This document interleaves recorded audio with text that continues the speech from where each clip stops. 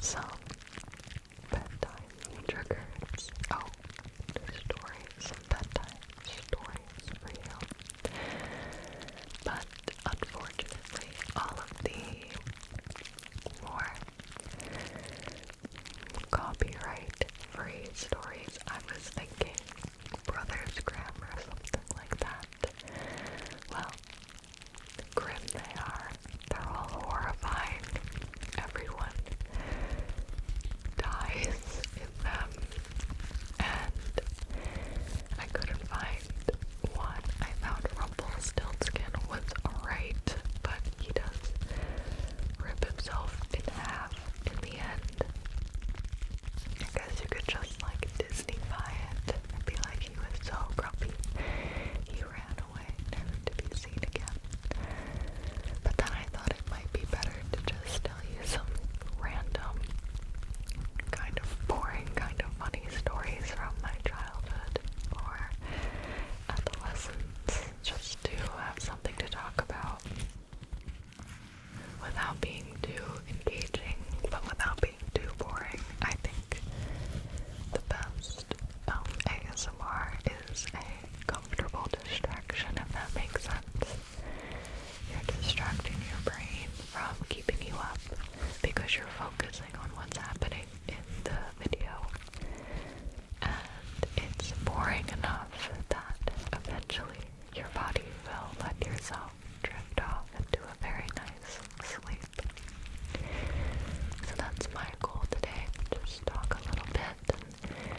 You should close your eyes and get super cozy, comfy in your bed or wherever you are. Hopefully you're not at work or in class or anything. And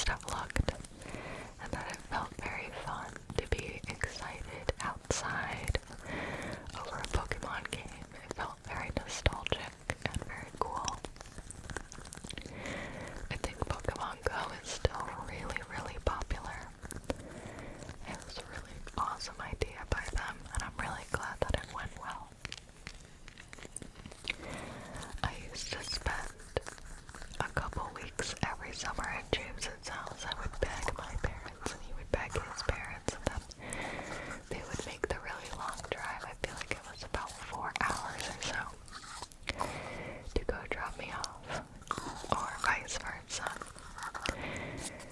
He had a parrot that I loved playing with. We had the same birthday, December 19th, and that's how James remembers my birthday. We would play so much with Beanie Babies. We did a lot of like pretend, what do you even call that? Like playing pretend, imagination.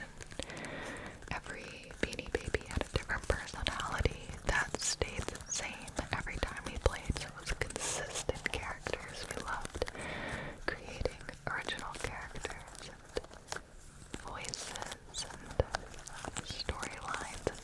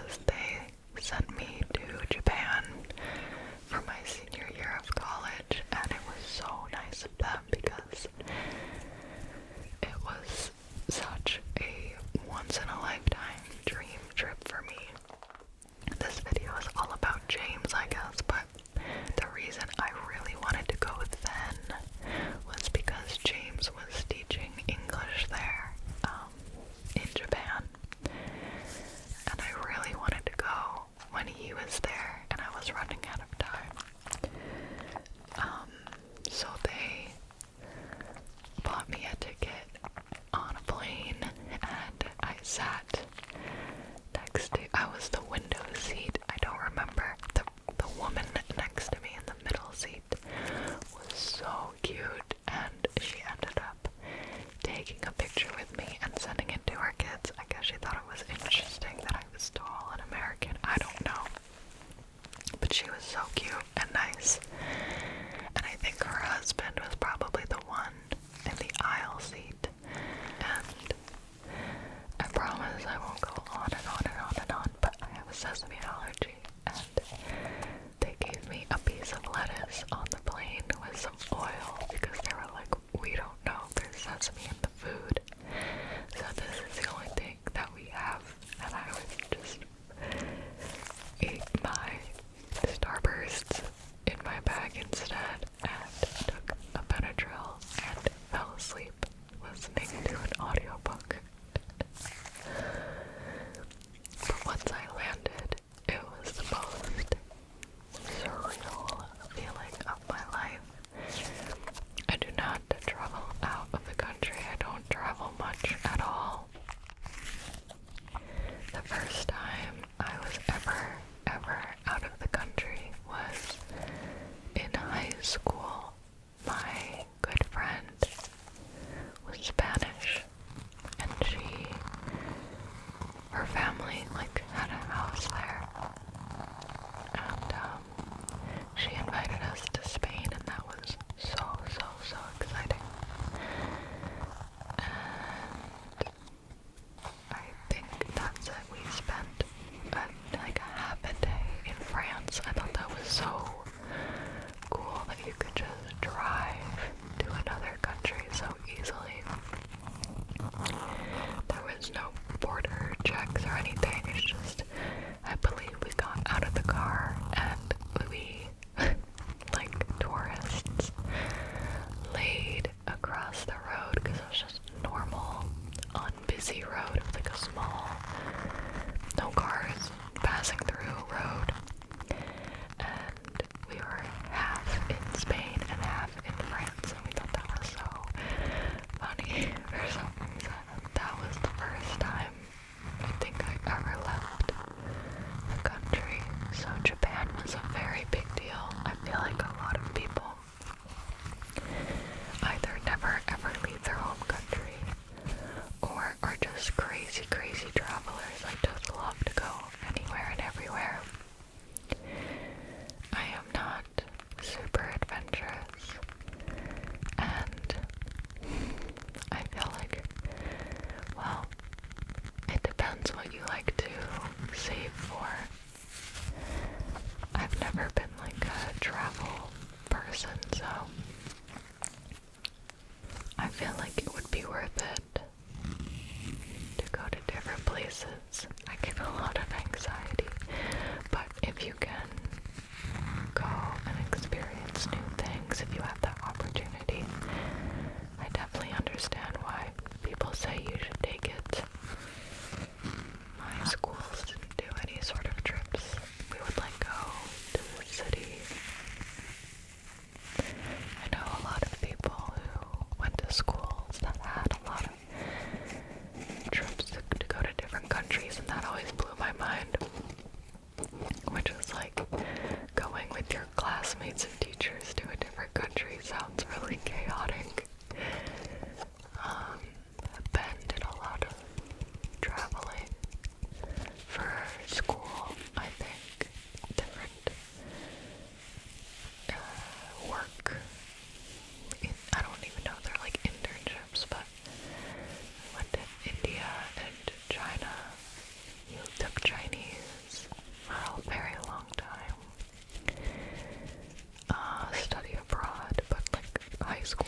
It's you're kidding me. My mom wouldn't even let me go to the movies a lot. Just kidding, she did, but I did have to turn pretty old first. She would not let me drive with my boyfriend in his car. I was 14 and he was 16. That can't be right. That sounds really young and weird. But I think so. The fact that I was ever 14 grosses me